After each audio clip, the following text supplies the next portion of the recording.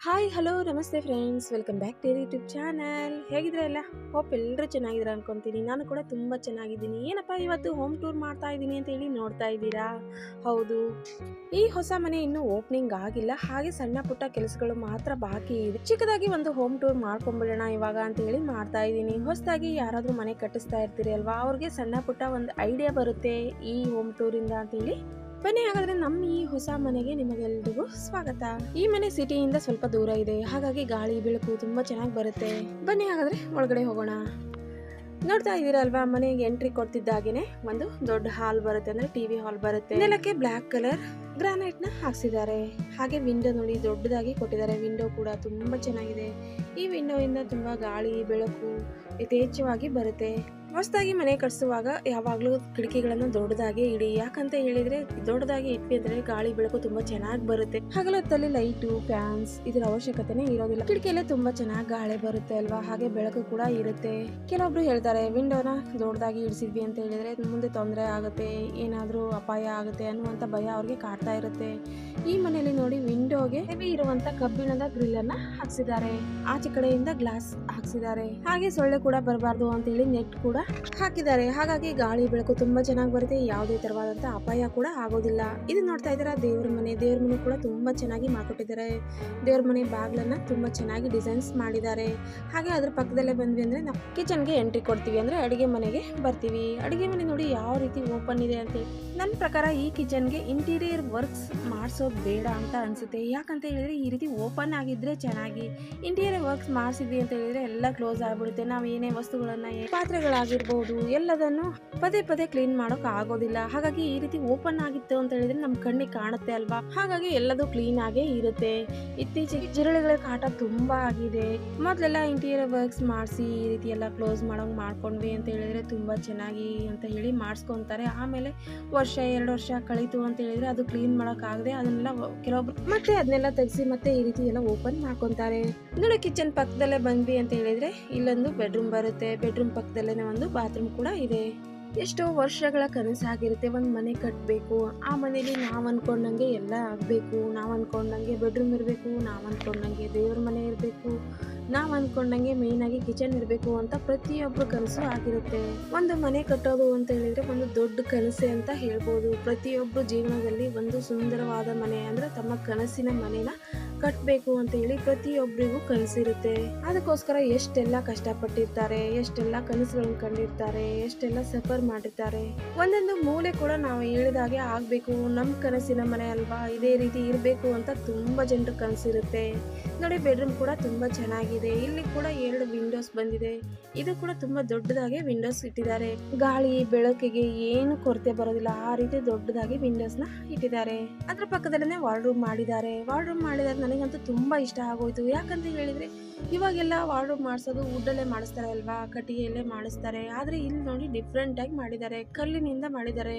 ಹೌದು, ಈ ರೀತಿ ಸೆಲ್ಫ್ ನ ಇವರು ಕಲ್ಲಲ್ಲೇ ಮಾಡ್ಕೊಂಡಿದ್ದಾರೆ. ಕಲ್ಲಲ್ಲೇ ಸೆಲ್ಫ್ ಮಾಡ್ಕೊಂಡು ಅದಕ್ಕೆ ಡೋರ್ ಮಾತ್ರ ಈ ರೀತಿ ಬೀರು ಇರುತ್ತೆ ಅಲ್ವಾ, ಆ ರೀತಿ ಡೋರ್ ಅನ್ನ ಕೊಟ್ಟಿದ್ದಾರೆ. ಆದ್ರೆ ಇದು ಬೀರು ಅಲ್ಲ, ನೋಡಕ್ಕೆ ಹೊರಗಡೆಯಿಂದ ಬೀರು ತರ ಕಾಣುತ್ತೆ, ಆದ್ರೆ ಡೋರ್ ಮಾತ್ರ ಈ ರೀತಿ ಮಾಡಿದ್ದಾರೆ. ಅದ್ರಲ್ಲೂ ಕೂಡ ಡೋರ್ಗೆ ಲಾಕರ್ ಕೂಡ ಮಾಡ್ಕೊಂಡಿದ್ದಾರೆ.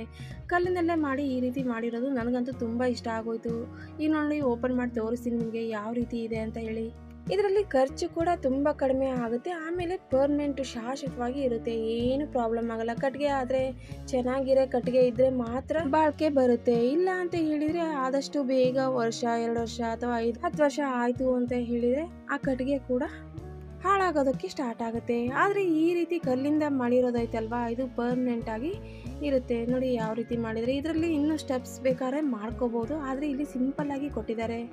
ನಮ್ಗೆ ಇನ್ನೂ ಹೆಚ್ಚು ಬೇಕು ಅಂತ ಹೇಳಿದ್ರೆ ವಾರ್ಡ್ರೂಮ್ಸ್ ನ ಮಾಡಿಸ್ಕೋಬಹುದು. ಯಾಕಂತ ಹೇಳಿದ್ರೆ ಇವಾಗೆಲ್ಲ ತುಂಬಾ ಬಟ್ಟೆ ಅಲ್ವಾ, ಬಟ್ಟೆ ಇಡೋದಕ್ಕೆ ಎಷ್ಟು ಜಾಗ ಇದ್ರೂ ಕೂಡ ಕಡಿಮೆನೆ ಅನ್ಸುತ್ತೆ. ಇಷ್ಟೇ ಜಾಗ ಸಾಕಾಗೋದಿಲ್ಲ, ಬಟ್ಟೆ ಇಡೋದಕ್ಕೆ ತುಂಬಾ ಜಾಗ ಬೇಕಾಗುತ್ತೆ. ಹಾಗೆ ಈ ವಾರ್ಡ್ರೂಮ್ ಜೊತೆ ಎಕ್ಸ್ಟ್ರಾ ವಾರ್ಡ್ರೂಮ್ ಕೂಡ ನಾವು ಮಾಡಿಸ್ಕೋಬಹುದು. ಇಲ್ಲ ಅಂತ ಹೇಳಿದ್ರೆ ಇವಾಗೆಲ್ಲ ಟ್ರೆಂಡ್ ಆಗ್ಬಿಟ್ಟಿದೆ, ಕಟ್ಟಿಗೆ ಮಂಚ ಇರುತ್ತೆ ಅಲ್ವಾ, ಆ ಕಟ್ಟಿಗೆ ಮಂಚದಲ್ಲೂ ಕೂಡ ಬಟ್ಟೆಗಳಾಗಿರ್ಬೋದು, ಆಮೇಲೆ ಹಾಸಿಗೆಗಳಾಗಿರ್ಬೋದು ಎಲ್ಲದನ್ನ ಇಡೋದಕ್ಕೆ ತುಂಬಾ ವ್ಯವಸ್ಥೆನ ಮಾಡಿರ್ತಾರೆ.